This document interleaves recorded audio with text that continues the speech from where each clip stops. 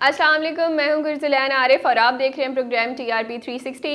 ناظرین، وزیر اعظم پاکستان عمران خان نے گزشتہ روز میلسی میں عوامی اجتماع سے خطاب میں روس اور یوکرین کے تنازع پر حکومت کو خط لکھ کر روس کی مذمت کرنے کا مطالبہ کرنے والے یورپی سفیروں کو تنقید کا نشانہ بنایا ہے۔ اپوزیشن اور ان کے حامی صحافیوں اور تجزیہ کاروں نے عمران خان کے اس خطاب کو عوامی مفاد کے خلاف قرار دیتے ہوئے تنقید کا نشانہ بنایا ہے۔ اسی حوالے سے بات کرنے کے لیے آج ہمارے ساتھ پروگرام میں موجود ہیں سینئر صحافی اور تجزیہ کار شبیر حسین۔ السلام علیکم سر۔ وعلیکم السلام۔ سر، یہ بتائیے گا کہ وزیر اعظم کے میلسی میں جو انہوں نے خطاب کیا ہے، اس حوالے سے آپ کی کیا رائے ہے؟ کیا وزیر اعظم کی تقریر کسی ہارے ہوئے شخص کی تقریر تھی؟ دیکھیں، یہ پہلی مرتبہ ہماری تاریخ میں نہیں ہو رہا کہ اس طرح کی تقریر کی جا رہی ہے۔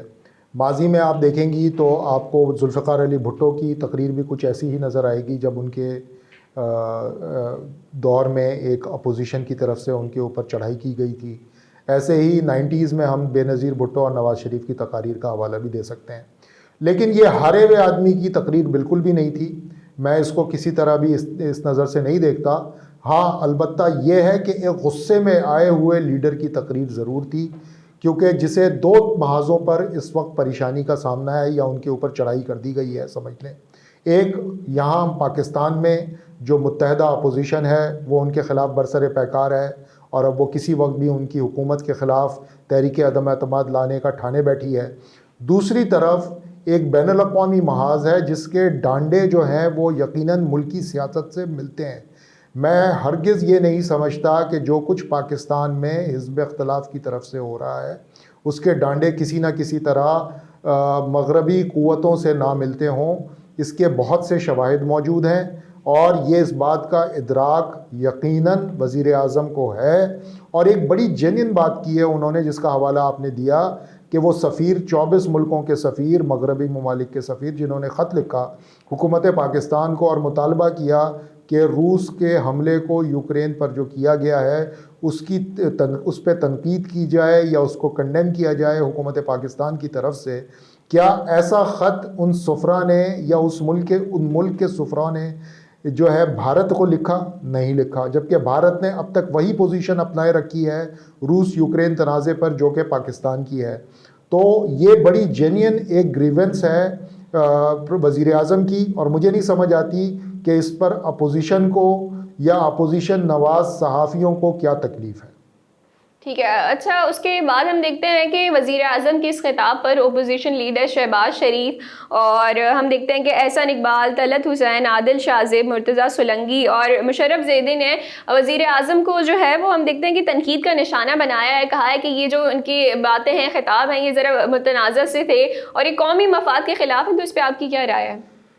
مجھے نہیں سمجھ آتی کہ اس میں قومی مفاد کے خلاف کیا تھا۔ دیکھیں، جو صورتحال بن رہی ہے اس میں اگر کوئی بھی حکومت ہو، کوئی بھی معاملہ ہو، اگر روس اور یوکرین کا تنازع ہی دیکھ لیں، اب ہم کیا کریں؟ یہ صحافی جو ہیں حضرات جن کے آپ نے نام لیے، یہ کیا چاہتے ہیں کہ ہم روس کے خلاف کھڑے ہو جائیں جا کر کے، اور ہم یوکرین کی حمایت میں کھل کر سامنے آ جائیں؟ ایسا تو کہیں نہیں ہوتا۔ دو فریق ہیں جن کے ساتھ، دونوں کے ساتھ ہمارے تعلقات ہیں، تو ہم دونوں کے ساتھ ہی کھڑے ہوں گے۔ یہ نہیں ہو سکتا کہ دو ایسے فریق جن سے ہمارے تعلقات ہوں ان میں سے ہم کسی ایک کی سائیڈ لے لیں اور ایک کو جو ہے وہ نیچا دکھانا شروع کر دیں۔ تو یہ مجھے سمجھ نہیں آ رہی کہ یہ کیا کہنا چاہ رہے ہیں۔ ہاں، یہ جو ان کے جو یہ پوائنٹ اٹھاتے ہیں کہ جی ہمارے ویسٹ کے ساتھ اور یورپی یونین کے ساتھ اتنے ارب ڈالر کے کاروبار ہے اور سب کچھ ہے، جبکہ روس کے ساتھ ہمارا ایسا کچھ نہیں ہے۔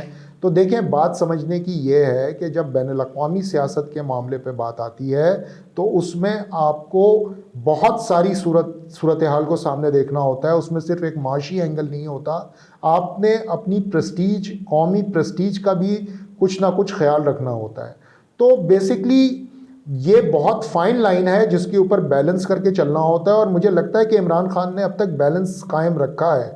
گو کہ ان کو مغرب کی طرف سے یقیناً اس معاملے پر خفگی کا سامنا ہوگا۔ پہلے انہوں نے ایبسولوٹلی ناٹ کہہ دیا امریکی اڈوں کے حوالے سے، پھر چین کا دورہ کر لیا تمام تر مخالفت کے باوجود امریکہ اور دیگر مغربی طاقتوں کی، اور اب وہ روس چلے گئے، اور روس جا کر کے بھی انہوں نے دیکھیں انہوں نے بالکل بھی یوکرین کے خلاف بات نہیں کی, انہوں نے ایک بیلنسڈ اپروچ رکھی ہے. تو مجھے نہیں سمجھ آتی کہ اس کے اوپر ہمارے صحافی کیوں چراغ پائیں.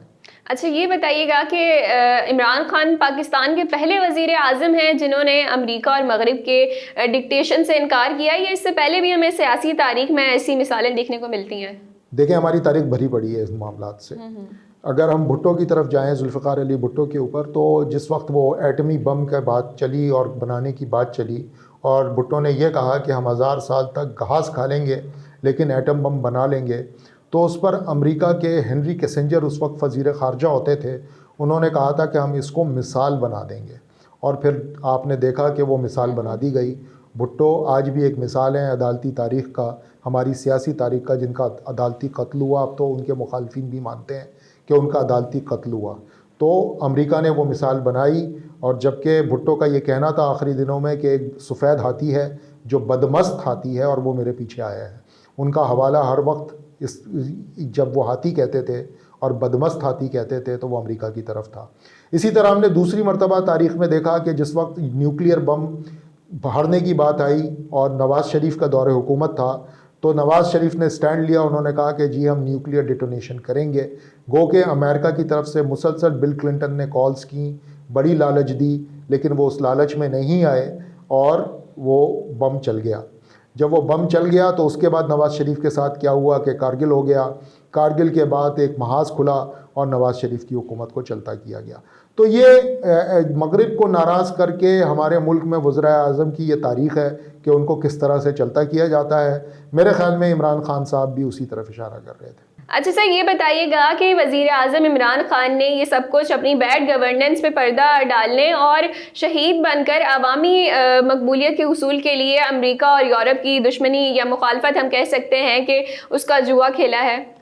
دیکھیں ابھی تک تو میں شہید کی بات نہیں کر سکتا اس کے اندر, کیونکہ ابھی تو تحریک عدم اعتماد آنی ہے. تحریک عدم اعتماد آئے گی, اس کے بعد پولیٹیکل مینوورنگ شروع ہوگی, ووٹوں کی خرید و فروخت شروع ہوگی, ارکان ادھر سے ادھر جائیں گے اور پھر کہیں جا کر کے یہ سارا معاملہ سمجھ میں آئے گا. تو ابھی تو شہادت کے مقام پر اس پہ نہیں پہنچے عمران خان صاحب. لیکن ہاں جو سب کچھ نظر آ رہا ہے, اور یہ آپ کہہ رہی ہیں کہ بیڈ گورننس چھپانے کے لیے, دیکھیں بیڈ گورننس چھپانے کے لیے اگر چلیں یہ بات مان لی جائے کہ وہ جلسے بھی کر رہے ہیں, بیڈ گورننس چھپانے کے لیے اپوزیشن پہ تنقید بھی کر رہے ہیں, بیڈ گورننس چھپانے کے لیے ویسٹ کو بھی آڑے ہاتھوں لے رہے ہیں, بیڈ گورننس چھپانے کے لیے, تو یہی چیز کا اطلاق آپ پیپلز پارٹی پہ بھی کر دیں. بلاول صاحب جو پورے پنجاب میں دوڑتے پھر رہے ہیں اور نیازی گو چل رہا ہے, تو کیا وہ سندھ میں بیڈ گورننس کو چھپانے کی کوشش ہے؟ اگر مانا جائے تو یہ اس کو اس طرح سے دیکھ لیا جاتا ہے, لیکن ایسا ہوتا نہیں ہے. جب کوئی لیڈر میدان میں آتا ہے, اپنی پبلک میں آتا ہے, جلسوں میں آتا ہے, تو وہ اپنے پرسیپشن کو بلڈ کرنے کی کوشش کرتا ہے, وہ اپنے ووٹر کو یہ اعتماد دینے کی کوشش کرتا ہے کہ میں جو کر رہا ہوں اور جو میرے خلاف ہو رہا ہے وہ ہر چیز سے آگاہ کرنا چاہتا ہے اپنے ووٹر کو, اور عمران خان بھی وہی کر رہے ہیں اور کچھ حد تک بلاول بھی وہی کر رہے ہیں. جی ناظرین, تو یہ تھا ہمارا آج کا پروگرام. امید ہے کہ اس سارے پروگرام سے, ان ساری باتوں سے آپ کی انفارمیشن میں اضافہ ہوا ہوگا. ہمارے ساتھ موجود تھے Shabbir Hussain. Thank you so much sir for coming. ناظرین پھر حاضر ہوں گے نئے پروگرام کے ساتھ, تب تک کے لیے اللہ نگہبان.